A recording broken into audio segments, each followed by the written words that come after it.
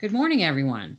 Welcome to this week's Dynamic Dialogue. It's February 23rd. I can't believe February's almost over, but it is.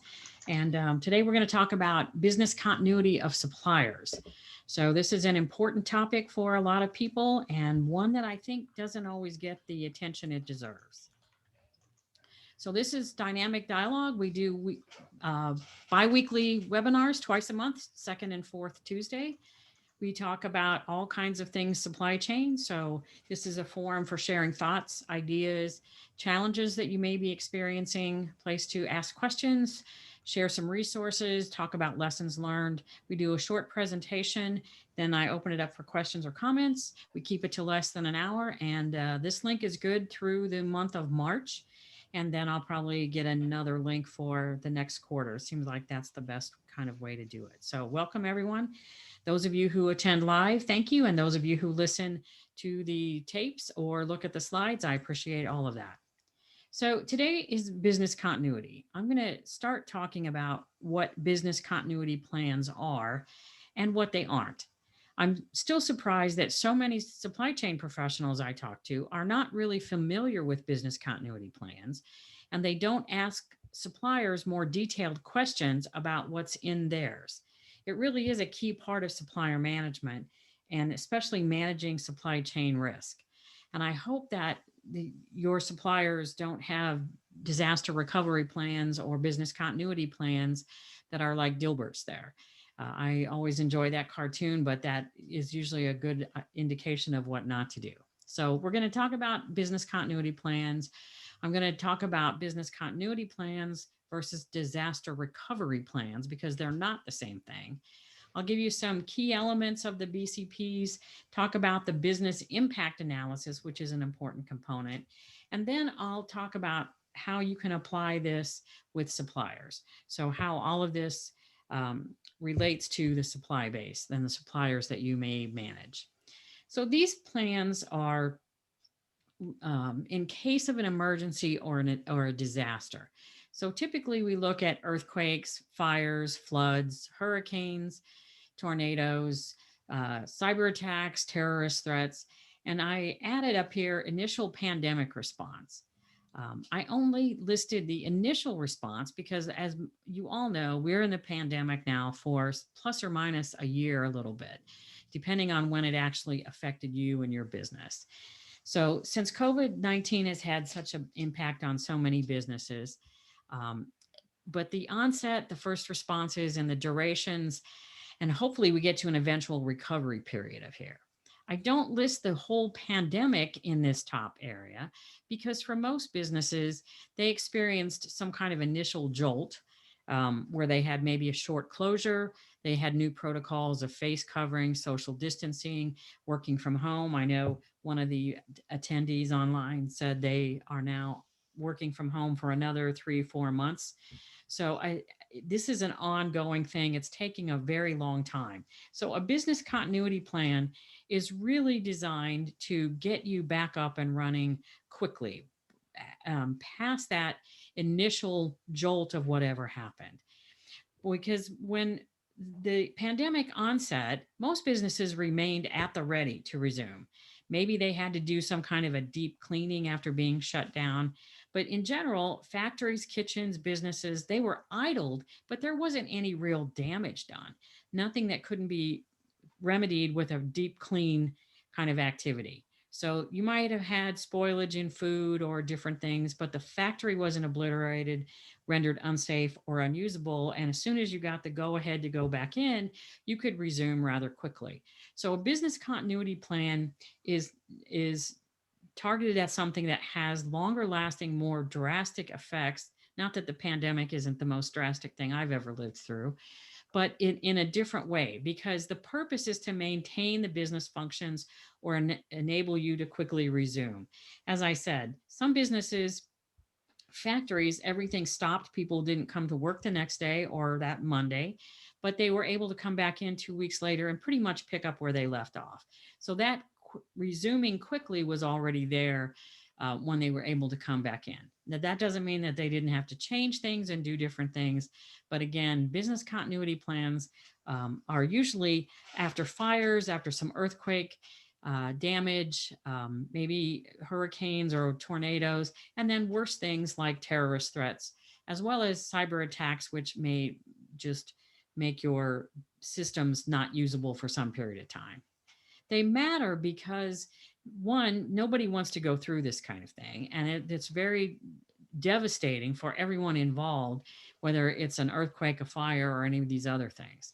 But companies want to be ready because they need to stay competitive and they want to retain their customers and the market share that they have worked so hard to achieve. They also are in, they also are involved in protecting the jobs of their employees, not just their own jobs, but the jobs of every person who works for that company and who does all the jobs that support that company. For instance, you might have security and janitorial things outsourced. You might have food trucks that come every day to feed the people that work in your place. You might have cafeteria people that are on site and do that. So, all of these jobs, it's important to protect those jobs. And when you're in a management or leadership position, your responsibility is to get that business back up and running to help your employees, to help your customers, and to help all the people that depend on your business for their businesses. And it's also important because it's really important for companies to be able to maintain the consistency in their products and services. Customers come to count on you for so many different things, and you want to be able to make sure that you've got consistency in your products and services that you're offering. So another reason that BCPs are so important is that are intended to help limit the impact to a company and reduce the loss from whatever event occurs. So we look at losses that can come in many forms. They can be financial, where you lose revenue, or they can be financial impacts from increased expenses to conduct that business or to make some repairs or fix damage that was caused. Insurance can help, but it rarely covers all of the line items affected by the event. So insurance is an important thing to have, but it doesn't necessarily cover 100%. And so you want to make sure that you've got a plan to minimize those losses so that you're not unduly impacted. You can have legal issues, legal losses. You can get injunctions. You can have fines. You can have liability from lawsuits.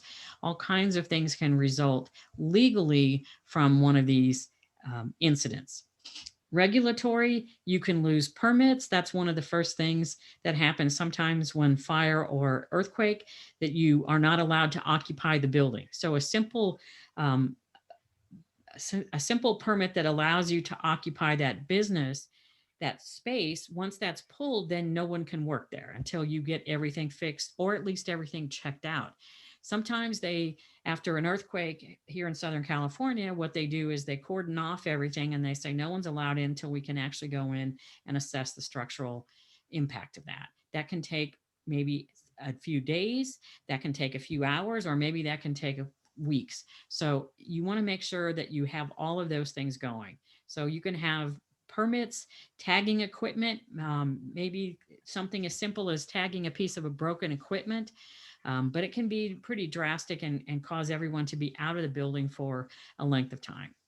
And in the worst case scenario, businesses don't survive these events. They have to close down so that they just can't, they don't have the wherewithal to make all the changes, make all the repairs, and close their doors.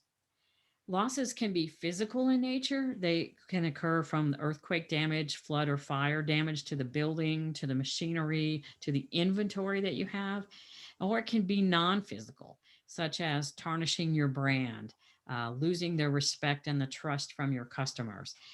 Losing your reputation in the business world is tantamount to losing your business. So it can be both physical and non-physical, and all of that is hard to assess immediately after you know something's happened.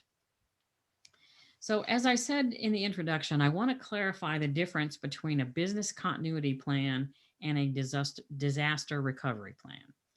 The business continuity plan is a set of instructions for an organization to use to resume regular business during and after the onset of a disaster. So it's not necessarily while that fire is raging, but as soon after that fire is contained, then that's getting that business back up and running. The disaster recovery plan is actually a subset of the business continuity plan. It focuses on reactivating vital systems, usually things like communications, IT, and operations. The emphasis for the disaster recovery plan is on getting the technical operations back up and running in some semblance of normal. So that's one of the first things that you want to do is to use that disaster recovery plan to get those three main areas working. The business continuity plan is really the Bible for the entire organization in case of an emergency. And the disaster recovery plan talks about immediate actions to take to ensure people are safe, that they are not putting themselves back in harm's way, for example, by going back into a building that might or might not be damaged until it can be checked out. You want to make sure you document these issues, and you want to talk about how to deal with injured workers and all of those kinds of things that are there immediately. That's covered by the incident response plan, which can list specific steps for specific incidents like earthquakes versus fires versus floods versus other types of things. So when do you stay inside the building? When do you go outside the building? When do you get everybody in one area? When do you tell them all to disperse and go home? Who calls the fire department, the police? Who cordons off the building? Who makes sure that people does the sweeps inside the building and the checks to make sure that everyone is out? All of those kinds of things. So what we do know is that communication is really, really important. They need a broad communication plan, which is an element of the business continuity plan. It's got preset people designated to be the responders. So those that are going to be talking to the policemen, the firemen, the construction people, and even the media in some cases. The companies know they're going to need information technology. They're going to need to be able to communicate with people. Then they're going to need that as soon as possible, because that supports the lines of communications, and employees have all been informed as to where to call to know what's going on. So they need to be able to call or text or check a website that's going to have information on whether or not they are able to go back to work, and even when they can go back to work potentially, and where actually they're going to go back to work, whether it's plant 1, plant 2, or maybe it's going to be working from home. So we're talking about a lot of different types of recovery plans, but we know that in Texas and across the United States and other places, there's been a lot of incidents in the last couple of weeks from that. People in Texas have no power, they have no heat, they have been trying to do all kinds of things. They've been boiling water to make sure that the water is safe to drink. They've been running out of water. They've been trying to communicate. All of that is part of this disaster recovery plan and the business continuity plan. So when a business doesn't have any power, they can't work. But how do people know when that power is up? Because we've seen incidents where some people have power, some people don't. You might have power, but you might not have heat, depending on what that is. You may need to allow people into work, or you may be shut down. So people need to know that communication quickly becomes very critical, and people need access to that information. And it's no small project to stop the flow of mail and the delivery trucks to factories. As we all know, factories have, during the work week, Monday through Friday, typically, there's always things coming in and there are things going out. So there's shipments being made, there's material coming in, there's trucks on and off the dock a couple times a day, all day for during the week. Somebody has to stop that when the business isn't being, when there's no one there to respond to that. It doesn't help a delivery truck to get to the dock if there's nobody to open the dock door. And you sure don't want the delivery truck just emptying their contents on your next to your dock, so that whenever you come in, you can clean that up. Even basic mail, you don't want coming in and out until there's someone there to receive it, to be able to sort it and get it to where it needs to be. So all of those kinds of things have to be either paused, stopped, or rerouted as indicated by the incident. Key elements of these are what I have listed here. These plans are not really how to manage the crisis itself, but again, they're how to ensure that business can carry on and can get back to carrying on rather quickly. After an earthquake or when a fire is out, or at least contained, if floodwaters have receded, then you go in and assess the damage, and that's when the BCP really becomes the guide to recovery. The business continuity plan concentrates on business processes. It defines those functions that are critical and top priority to the company to get back up and running. It usually has an outline of the hierarchy of where resources and attention should be targeted first, which jobs and tasks are vital, and which ones are good to have and you want those as soon as possible, but they aren't going to keep you really moving. So once you address those vital tasks, then the attention moves to the support tasks, the areas that support those key functions. And you move through that hierarchy until the most mundane things are being done again in some kind of routine fashion.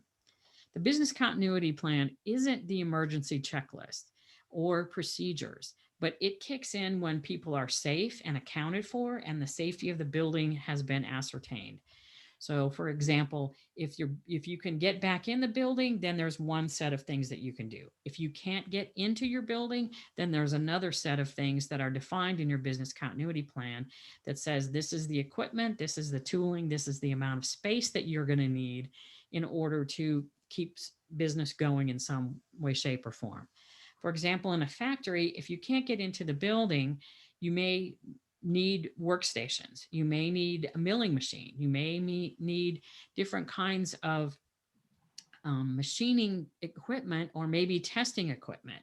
So then you want to look at that in advance and know where you can get that, borrow it, rent it, something, and then where else you might be able to get space, because that's one of the key areas in a lot of disasters. So once you know that, then you know what you can do and where you can work. You might be looking for extra space or whatever. And employees need to know what's going on as well. If the building can be occupied, then the focus is going to be on cleaning up and getting restarted. If it's not, then where do you go? You're going to have to find those things.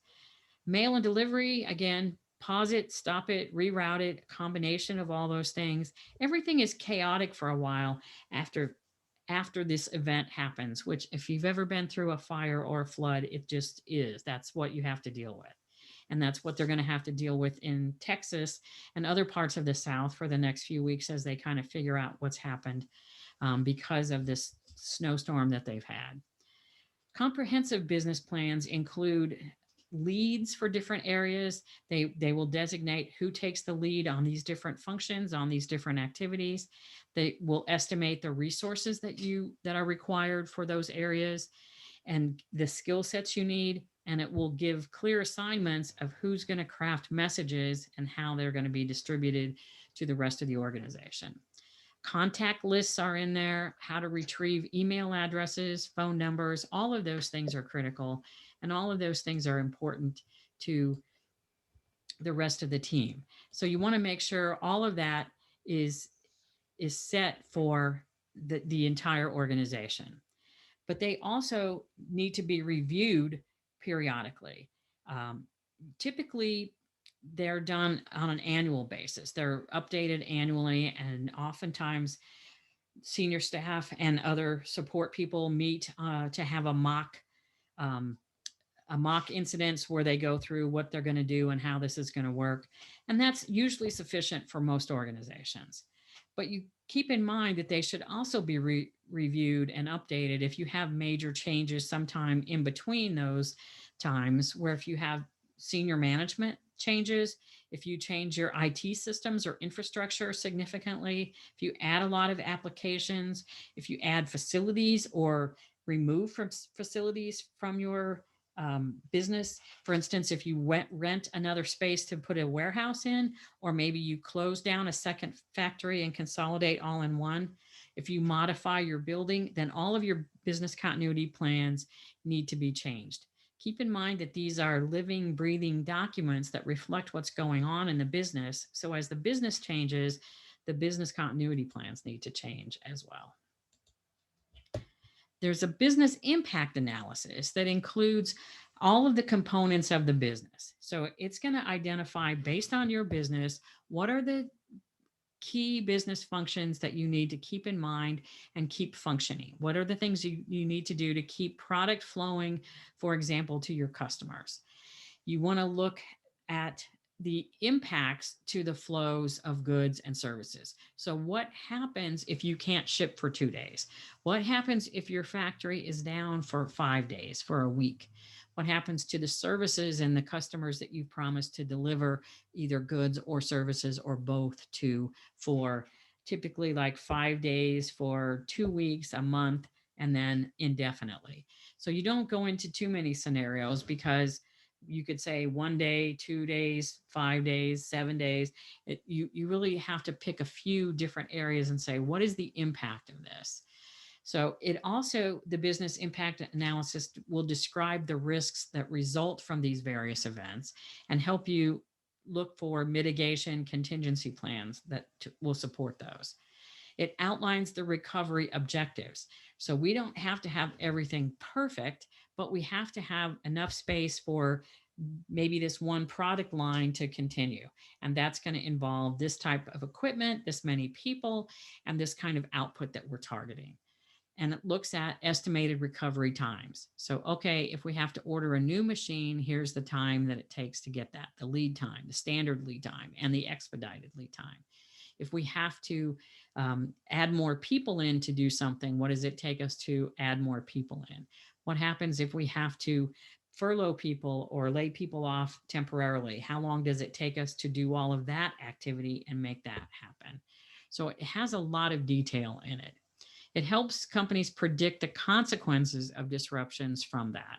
So here in Southern California, we have earthquakes frequently. They're not usually mild and don't do any damage and don't affect businesses at all. But that's a typical scenario for businesses to run here for their business continuity exercises. They say, what happens if we have an earthquake like maybe the Northridge one, which was in 1994, I believe? So what happens if it's fairly major and it's going to cause the highway to be shut down or whatever? There's actually people who put these scenarios together for your team to work through, to say, okay, here's what we could do, here's the activities, and these are the people that are going to do that. So you document that and update that. This business impact analysis starts to quantify what happens to the business. So what if we can't ship? What if we can't get material in? What does that do? How much material do we have on hand typically? And we could work, if we can get no trucks in from other parts of the country, maybe we could work for 3 days, 5 days, 2 weeks, because that's the amount of inventory we typically have. And then we'd be in trouble for something else. So it looks at all of those. It also includes these 5 elements of executive sponsorship. So again, what are the roles for the different executives, the C-level suite in your business, even if you don't have fancy titles like that for everybody? The organizational position of everybody, who's going to do what, who's going to be reporting to who's going to be checking in with who on whatever. What are the tools that you need, the processes you need, and the findings and the summary of this impact analysis. For example, you're going to have scenarios that say, if we can get back up and running within 2 weeks or 2 months, our business will be able to continue. It's going to hurt or whatever. But if we get a scenario where we can't do anything for 6 months, we might as well shut the business down and just declare bankruptcy and move in that direction. So those are very extreme cases, but you're going to have those kinds of analysis that tell you this is what you can do. Because if you're a publicly traded company, your stockholders, your shareholders are going to want to know very, very quickly, what is the outcome? What does this look like? What is the danger? And if you're a part of a parent company, they're going to want to know, what is your situation? How does it look for the next 1 week, 2 weeks, 2 months, whatever? What's going on, and what's your plan for getting back up? How long is it going to take? So when you look at this in terms of a business continuity plan, and there's a lot more that you can go into and what a company should do to do this, actually enact this and get this together. But what I want to do now is spin this into saying, now that you understand a little bit about business continuity plans and the disaster recovery plans, the impact analysis. Think about this in terms of your supply base. What are the ones that you need? Which ones are the ones that you need to make sure have pretty robust business continuity plans? What are the which are the suppliers that will really bring you to their knees, to your knees, if they have a problem? So you want to understand your place and your supplier's place in the whole supply chain. You want to understand the role that you have suppliers designated for within your business continuity plan. So if you don't know if your company has one, you should ask. HR is a good place to start with that because they are often very involved in that. They sometimes are the keeper of that. Operations is a key function, and the senior executives also are a big part of that. So if you don't know if your company has one, ask. When you look at that, if you can get a copy of it, or when you talk to someone, make sure you understand what the role of the suppliers is, what the expectations for those suppliers are. Do we expect suppliers to continue making parts for us? In most cases, do we think that we're going to change our product line? And a lot of this is very much what if and estimates because you don't know what you don't know. We don't know what kinds of things are going to happen, but you want to look at what that role of vendors is. And then you also want to talk to your vendor and you want to find out what value you have as a customer to them. And you also want to let them know what value they have as a supplier to you. So, for example, you want to be able to talk to the supplier. If they're a critical supplier, they probably know that. If they don't, then you should be indicating that to them, not to the point where you lose your leverage with them, but between the point where you make sure that you have that relationship established and that you have that trust and that agreement to work together on that. If they're a critical supplier, they should know that. So you want to say, do you have substitutes or are there other sources for the products? Or do you have single and sole sources? If you have suppliers that there are substitutes for, or that have competition, so if your supplier has a problem, you could get your products from someone else, then that's one scenario. But if they're single or sole sources, then you want to really make sure you understand where you are with them. Inquire or not whether or not they have adequate, robust, and comprehensive business continuity plans to keep feeding parts to their customer. Also understand where you are on the customer pecking list. If they have issues or impacts, are you going to be one of the top 1, 2, 5 suppliers? Or are you just down in the mix somewhere where they will get to you when they can? They'll be able to get parts resumed shipping to you at some point. But if you are one of the top tiers, then you want to know that and you want to let them know that's where you need to be if that's truly where you need to be. If not, then you can make other plans, contingency plans for other suppliers to supplant the ones that can't deliver. So you want to make sure you have that conversation. Then you also want to talk to the supplier about, okay, you've got plans. How often do you look at those plans? Do you do simulations for those? Some are very sophisticated simulations. Some are also just mock events where we go through things for the day and look at what happens to our plant if we have maybe a lightning strike or there's a fire and we have to get part of the building shut down, etc. Different companies do things different ways. Ask them how they test these plans and what they do. And again, the frequency is very important. If you find companies that are willing to share their plans with you, which many companies are, believe it or not, they'll be willing to share maybe not specifics of things like the business impact statements, but they'll be able to tell you what the elements of their BCPs are. They'll be able to tell you what they plan to do, that they have alternate ways to produce things. So this is not a 10-minute discussion with a supplier. This is an in-depth discussion with a broader person than just one contact point. But this is a worthwhile exercise to have once a year, is to have a conversation with your supplier about what are their practices. What are your practices? So what kinds of messages and who would be giving the messages to suppliers in case there's something that happens? And who are you going to look for to contact you as a customer from the supplier? Because it may not be your normal person that contacts you. It may be someone, a project lead, it may be a managerial person, it may be somebody else. So who would contact you if there was an issue there? So find out what those plans are, share those with suppliers. If they have good benchmark ones, ask them to share with you so that you can make sure that you have a good understanding of what happens when something goes wrong. So I'm sure there are suppliers in Texas now that are struggling trying to figure out how they're going to get back up. And I'm sure there are customers who say, gosh, I never thought to ask about their recovery plan for something, because it's not often that Texas gets the snowstorm and the amount of freezing cold weather that they've had recently. If you're in Montana, you expect that a little more often, but not in Texas. So you want to be prepared, not for every instance, but you want to know if you have a plan at all for any instance, it's easier to adapt that plan to an instance that you didn't anticipate than to start from scratch and say, what do we do now?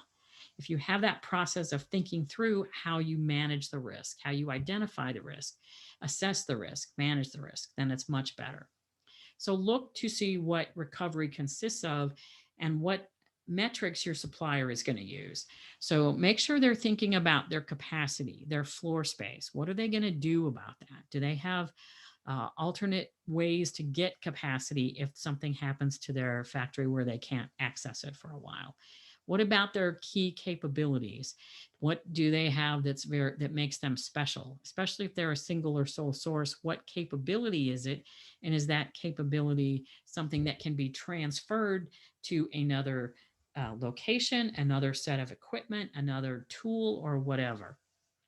So you want to look at all of those things. What resources do they have?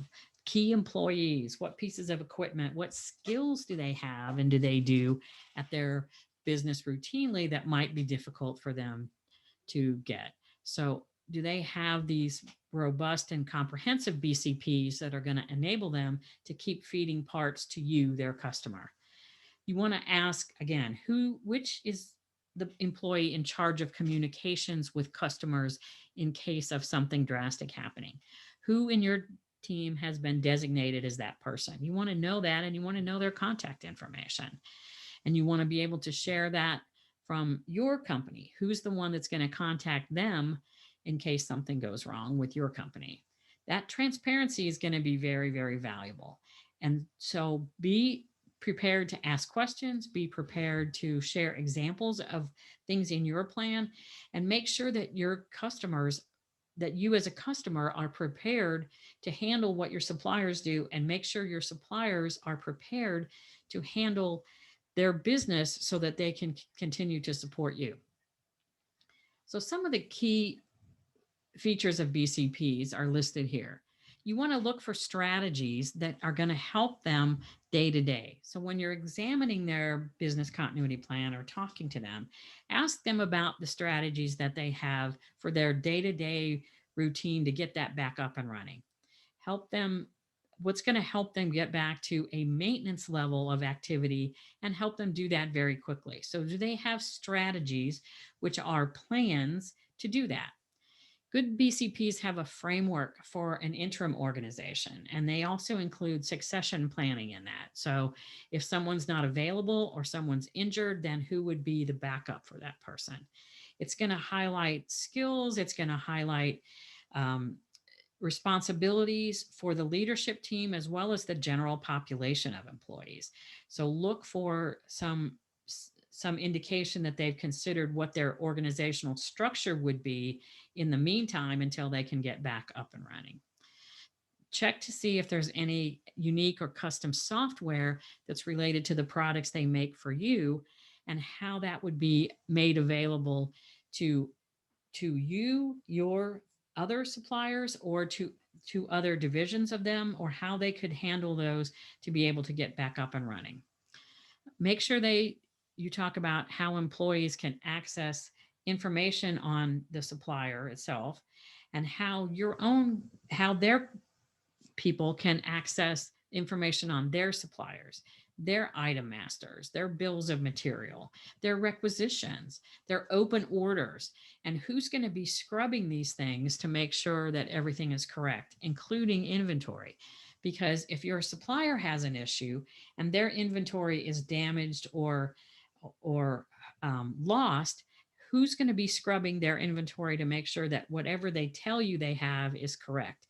One of the worst things that can happen is that your supplier says, oh, we had a fire, but everything's fine except this one piece of equipment. We don't use that equipment on your stuff, so it's no issue for you. And then come to find out, oh, it was that, but it's also other inventory that was damaged, and now we don't have parts. So guess what? We're not going to make your order because we didn't know we didn't have the inventory. We didn't order more. And so we're going to be late. You don't want those things to happen. So who for that supplier is checking all of those things, and how do they ensure that they have access to information? Again, open orders from you as a customer, open orders from their suppliers, the bills of material, who's looking at all that.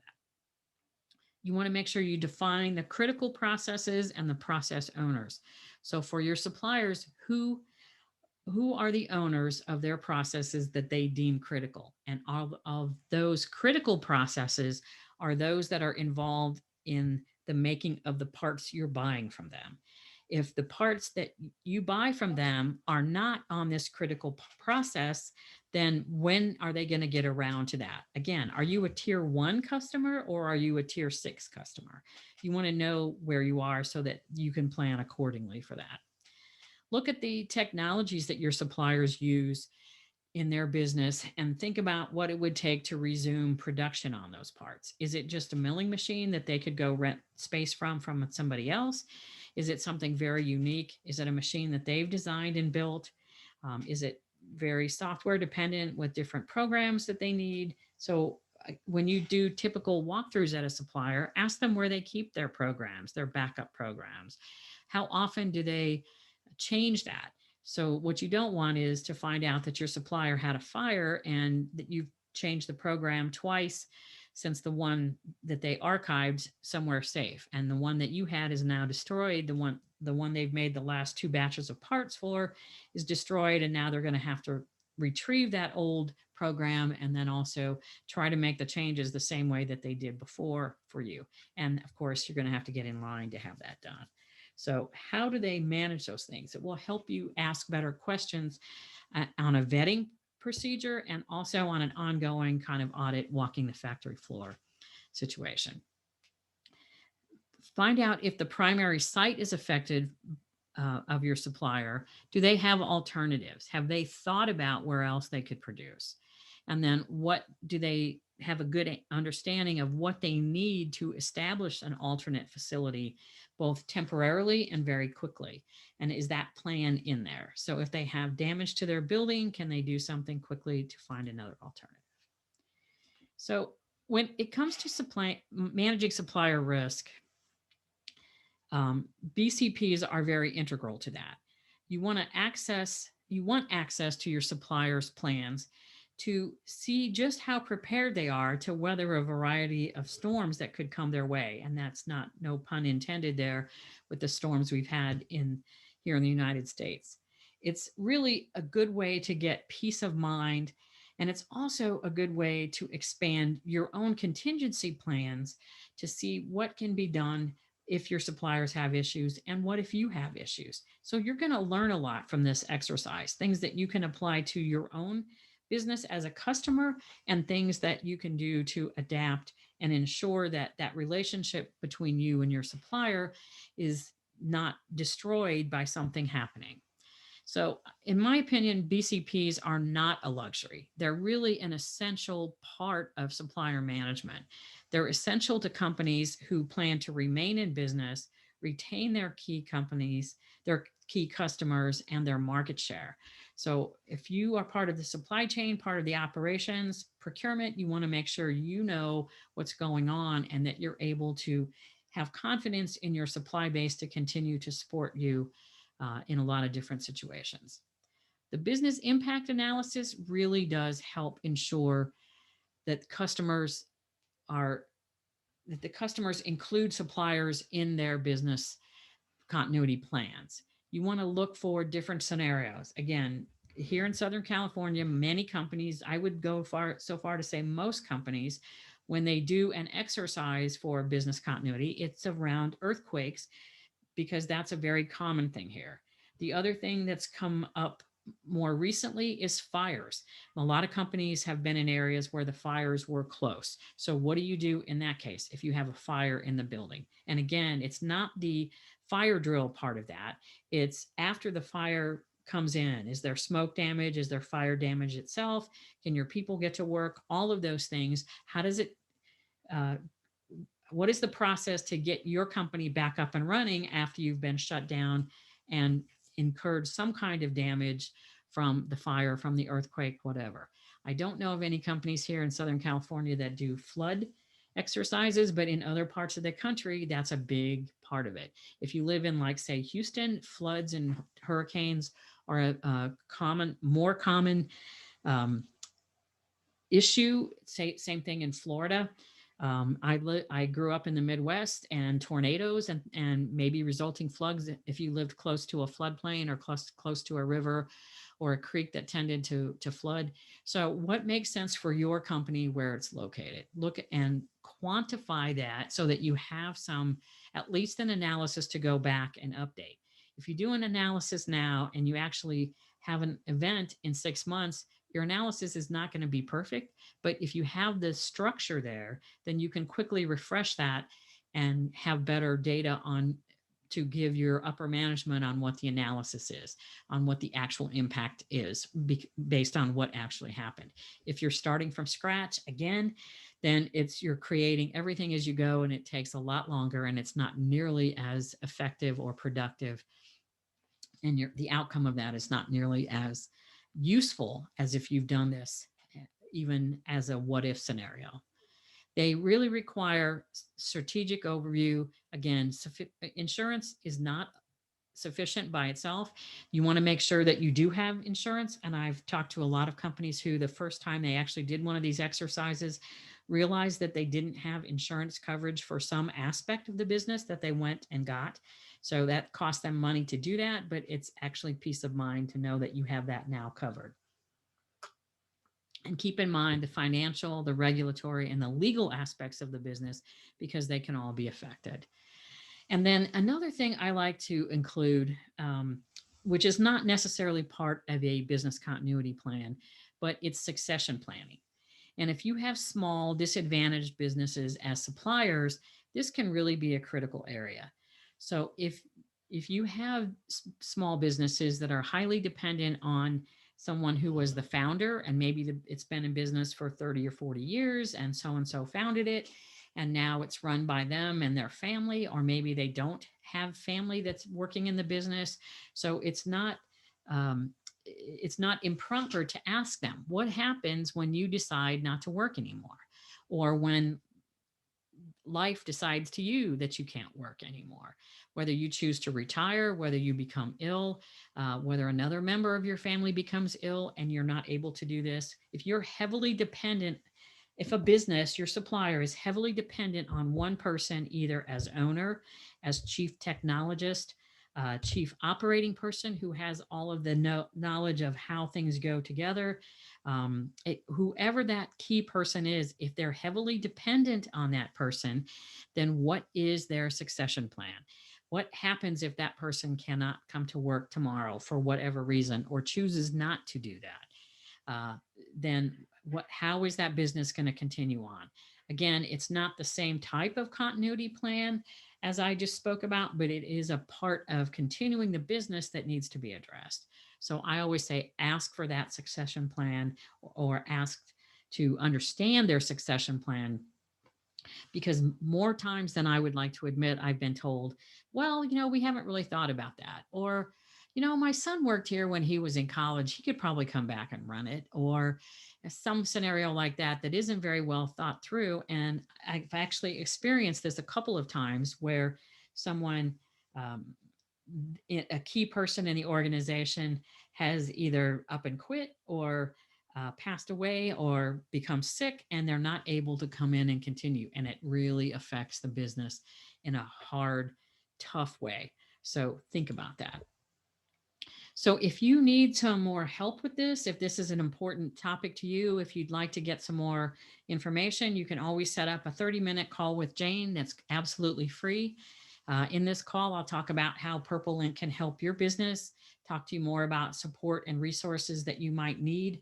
And if you don't have those in your organization, we can look at alternatives for getting those to you. You'll get experienced, knowledgeable staff to handle pressing issues and talk about whatever the better way is to reduce your supply chain cost and risk. So you can always set that up, free call. Dynamic Dialog will continue on 3/9 in 2 weeks. We're going to talk about organizational maturity of supply chains. So you may think your organization is just too small to do anything, but there's a lot of things that you can do. And some companies are very large and yet they may have a lot of staff, but if they're not doing the right things, then they're not as far along on the maturity level curve as they could be. And then the end of March, we're going to talk about supplier diversity and how this can really be a competitive strategy for your organization. You can check out our website, purple-link.net/events. There's online workshops there. We've got one coming up next month to get your CPSM. If you want to get your CPSM this year, that's a great goal. 3 exams required. I'm going to be teaching CPSM exam 2 starting then. I have a pretty good track record. I was just informed that another student from another class passed the exam, so that's great. And I have another one that's taking it imminently, and hopefully he'll pass as well. And stay tuned for more activities going on this spring. So as always, I'd like to leave you with a thought. Business continuity was a little bit of a strange topic to kind of research and find something. But I found this from Boris Johnson, who's the Prime Minister of Britain, and he's just gone through the whole Brexit. And this quote, I'm not sure the date, but I really liked it. He said, "My friends, as I have discovered myself, there are no disasters, only opportunities. And indeed, opportunities for fresh disasters." So as we know that from living through this pandemic the last year, it's been a real challenge. Hopefully you found some opportunities within that challenge. I know I have, and I think that we can continue to look for those. But fresh disasters could be around the corner, and being prepared is the best way to handle those. If you have some thought that you've given to that beforehand, you're going to get through it more smoothly than if you get absolutely blindsided by the issue. So that's what I have today.